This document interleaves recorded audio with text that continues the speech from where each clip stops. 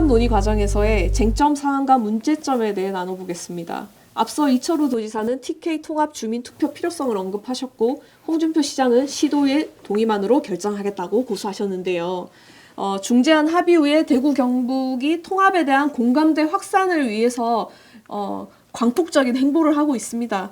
어떤 이야기가 나오는지는 그건 중요하지 않습니다. 하고 있다라는 것이죠.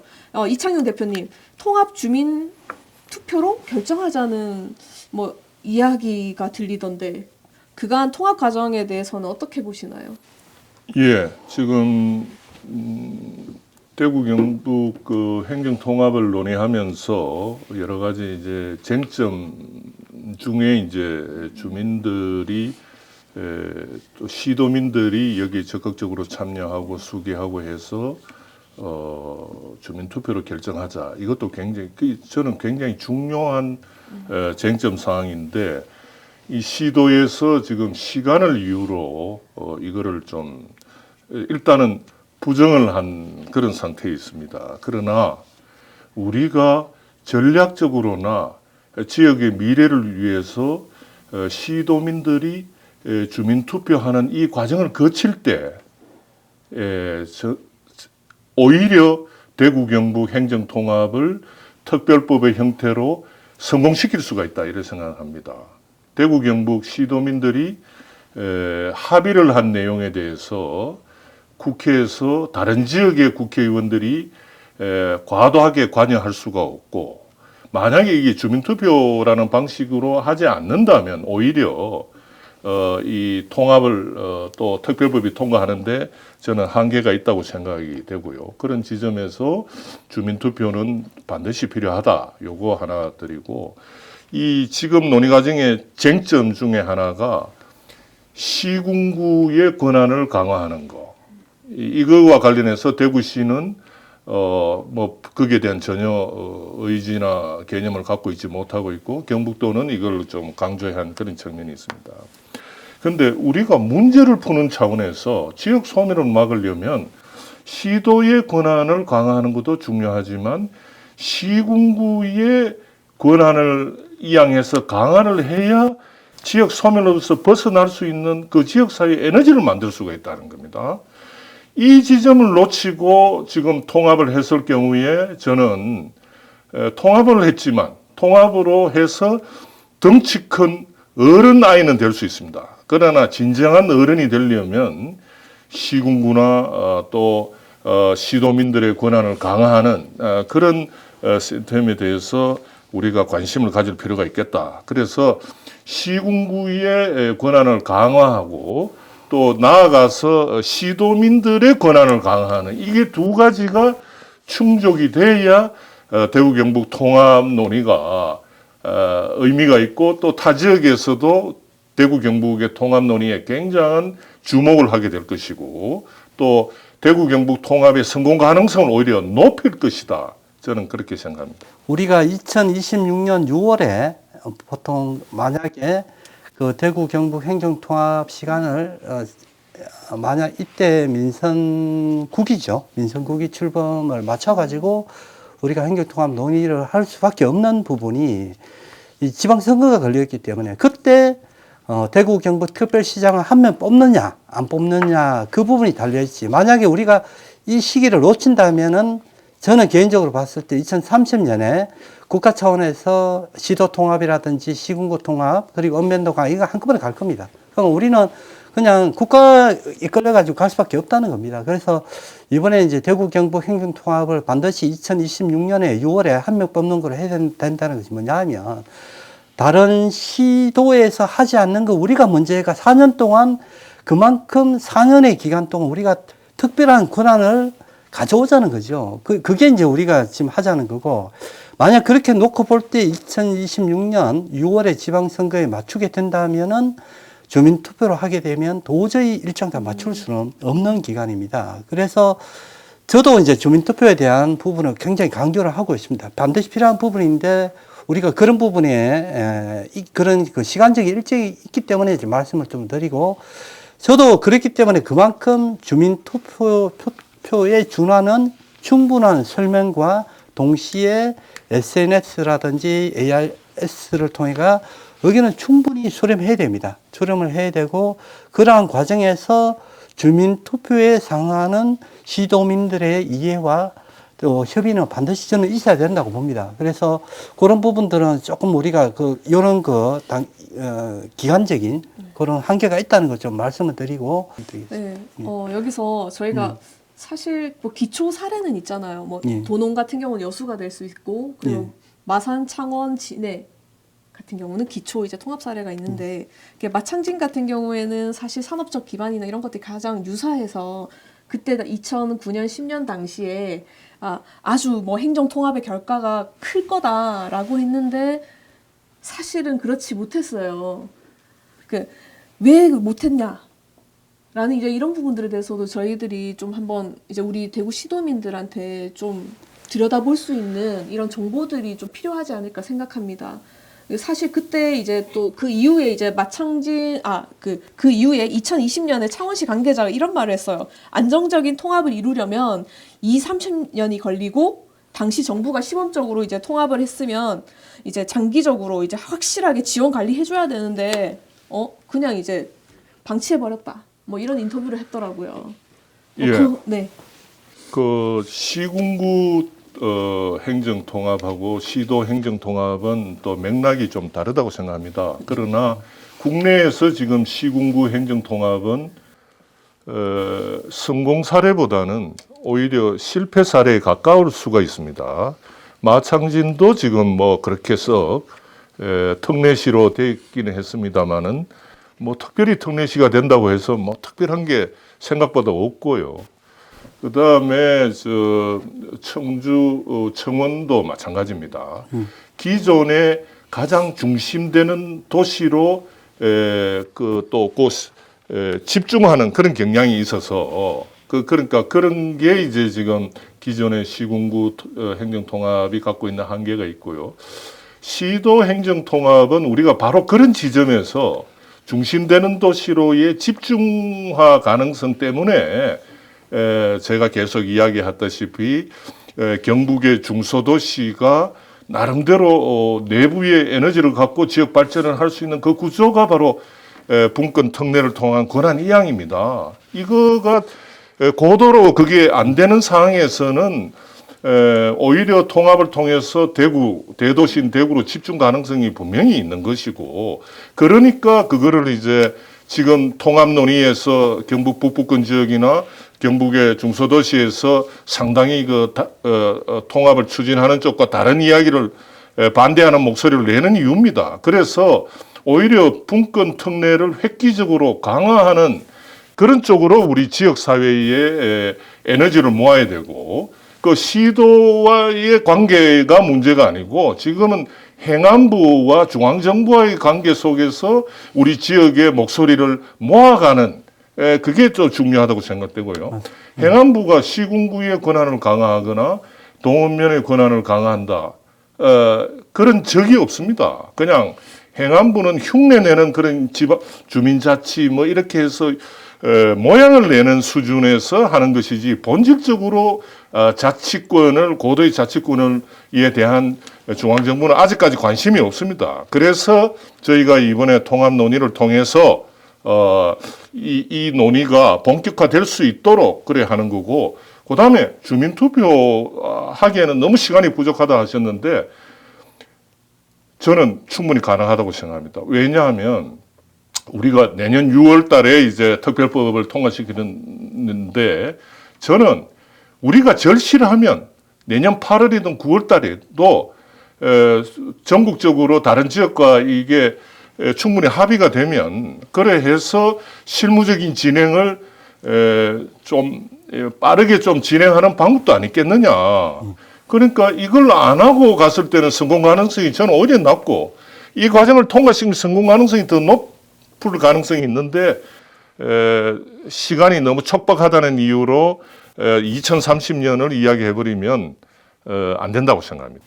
결국 이제 통합의 완성도는 통합에 추진되는 동력이 그 동력의 모델의 완성도에 달려 있다라는 이제 결론을 얻을 수 있는데요. 타 시도에서는 대구 경북 행정 통합을 어떻게 바라보는지 자, 나준규 본부장님의 이야기를 듣겠습니다. 예.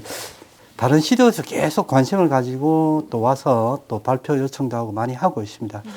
최근에 앞서도 설명드렸듯이 가장 부러워하는 데가 광주 전남이고 또 최근에 보면 부산하고 지금 그 경남하고 울산은 빠졌지만 부산하고 경남 통합도 얘기하고 있고 충청도도 지금 얘기하고 수도권도 지금 얘기하고 있습니다. 통합에 대해서 그만큼 자기들이 관심을 가지고 하고 있기 때문에 문제는 아시겠지만 이런 시작을 왜 그러면 주도권을 뺏겼느냐 얘기 많이 합니다. 다른 지역에서도 하기 때문에 그런 부분에 있어서 반드시 우리가 이번에 조금 성공을 시켰으면 하는 바람입니다. 바람이고 아시겠지만 우리가 그 행정통합 모델을 얘기하면서 가장 많이 얘기하는 게 오사카 사례입니다. 오사카가 지난번에 3차 그 2022년도죠. 3차 그 투표하고 요번에 그 당시 50%가 못해서 부결됐습니다. 부결되고 또 제 알기로는 2026년인가 7년을 또 미뤘습니다. 다시 또 합니다. 하는데 그 제가 가장 안타까운 부분이 그 부분입니다. 거기도 계속 주민투표를 하는데 주민투표를 하면서 엄청 수십억에 수백억의 또 비용이 듭니다. 드는 비용이 있는데 저도 이제 오사카처럼 계속 20년 장기 플랜으로 가야 되는 부분도 맞습니다. 맞는데 오히려 조금 더 비용을 조금 낭비를 줄이면서 우리가 조금 더 통합 시도민들 합의를 거치고 빨리 가는 경우도 우리가 조금 더 성공적인 그 길을 걸을 수 있는 부분이거든요. 그래서 뭐 물론 이제 충분한 합의가 있어야 되는데 요번에 지금 오사카 사례를 좀 보면서 저는 뭐 요번에 안 되면 또 하면 됩니다. 하면 되기 때문에 너무 강요를 할 필요가 없는데 문제는 이번에 성공이 되면 다른 지역에 비해 가지고 우리가 한 발 더, 몇 발 더 앞서갈 수 있는 기회가 마련된다 하는 이거는 충분히 아셨으면 하는 바람입니다. 예. 저는 시도민들을 신뢰할 필요가 있습니다. 제대로 된 논의의 장과 수기의 장과 이런 과정이 있으면 본인의 생각을 드러낼 수가 있다고 저는 생각을 하고 그런 기회를 애초부터 주민투표를 통해서 쉽지 않을 것이다 이렇게 상정을 하고 이렇게 출발해 버리면 그래서 그렇게 되면은 대구 경북의 통합 과정에서 우리 지역 사회의 지역민들로부터 참여와 지지와 어쨌든 그런 게 에너지가 필요한데 그런 걸 애초에 막아버린다면 저는 오히려 그게 또 성공 가능성을 약화시키기 때문에 시간이 지금 촉박한 건 사실입니다. 그러나 요즘은 또 뭐 이렇게 인터넷이나 여러 가지 이제 SNS나 다양한 소통 방식이 있고 충분히 소통한 의지만 있다면 저는 이걸 통해서 주민투표에 붙여서 해야 이 대구 경북 통합을 성공시킬 수 있다. 저는 이렇게 봅니다. 지난 10월에 대구시와 경북도 그리고 행정안전부와 지방시대위원회가 다 같이 모여서 합의를 했어요. 뭐냐? 바로 통합에 대한 중재안에 대한 합의를 했습니다. 그래서 대구 경북 행정통합에 대해서 지방시대위원회나 행정안전부가 어떤 영향을 미치고 있는지 그리고 중앙정부의 태도는 어떠한지 알아보도록 하겠습니다. 나중에 본부장님. 예. 아시겠지만 2020년도에 우리가 대구 경북 행정통합을 가장 먼저 했을 때는 그 당시에 권 시장님하고 지사님 충분히 이제 대구 경북 중심으로 갔습니다. 그 당시에는 그 중앙부처라든지 뭐 등등 그런 전혀 개입이 없었습니다. 없었고 완전 바텀업으로 해서 우리가 먼저 만들어 가지고 올리려고 하다 보니까 조금 사실은 많이 어려웠습니다. 어렵고 그만큼 지역 주도로 가는 데 있어서는 현재 여건상 어려운 부분이 있었는데 이번에 시작된 거는 오히려 지역 주도보다는 중앙에서 먼저 또 우리가 얘기는 했지만은 지방시대위원회라든지 행정안전부 등 해서 각 중앙의 부처들이 나서서 이제 지원해 주겠다 하는 것이 이제 요번 그 대구 경북 행정통합 논의가 이제 다른 부분입니다. 다른 부분이고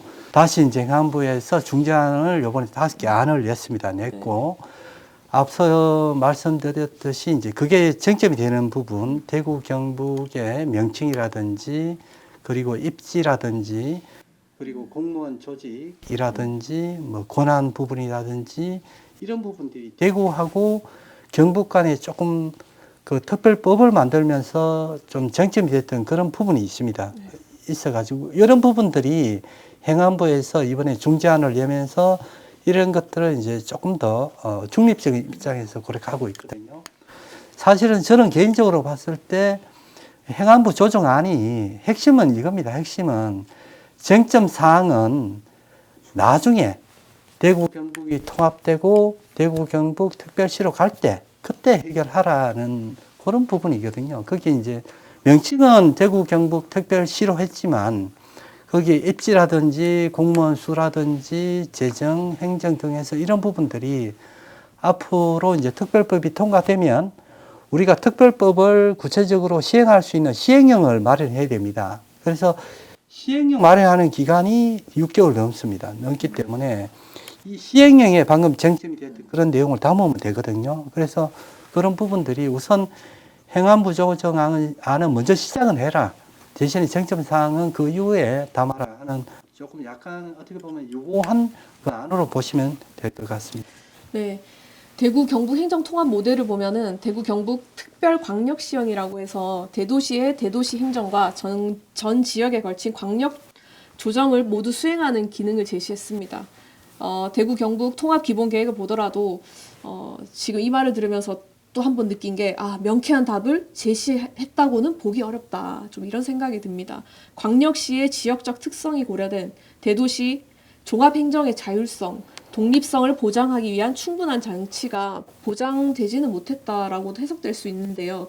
혹시 이창용 대표님 또 하실 말씀 있으십니까? 제가 이제 사단체가 함께 이제 합의문을 만들었는데 사실은 거기 보면 어쨌든 제일 그게 한 몇 가지가 좀 눈에 들어오는데 일단은 서울특별시에 준하는 특별시를 만들겠다 하는데 이거는 뭐 우리가 특별시민이 대구 경북 시도민이 특별시민이 된다는 어쨌든 뭐 기분이 좋을 수는 있을지는 모르나 실제로 실효성이 있느냐. 거기 서울특별시 행정특례 법률이 있잖아요. 거기 보면 특별하게 뭐 지방채 발행해서 뭐 조금 국무총리의 허가를 득한다거나 여러 가지 이제 어쨌든 도시계획이나 이런 부분에서 이제 해당 부처와 마찰이 있을 경우에 국무총리가 조정한다거나 뭐 이런 내용이지. 사실은 서울시가 특별시가 된 거는 뭐 특별시 이름 그 자체보다는 중앙정부가 서울에 있기 때문에 서울이 특별하게 보였던 것이죠. 그런 의미에서 준하는 이런 표현은 그냥 제가 볼 때는 실제로 그게 실질적인 의미가 있느냐. 예를 들어 서울시에 준하는 예를 들어 재정권, 자치재정권이라기보다는 재정 자립도, 서울시에 준하는 재정 자립도를 우리가 갖는 것 이런 거는 의미가 있는데 저는 그런 지점에서 좀 지금 이런 식으로 뭔가 논의가 이런 방향으로 흘러가서는 안 된다는 생각이 들고 그 다음에 이제 저는 그게 들어가야 된다고 봅니다. 이게 한꺼번에 특별법을 통해서 원샷으로 이 문제를 해결할 수는 없을 겁니다. 지금 계속 지역사회에서 논의하고 논의된 것을 또 반영을 할 수 있는 이 구조입니다. 그래서 저는 특별법안에 뭐 지원위원회 이런 형식으로 심의기구를 두는 거로 하지 말고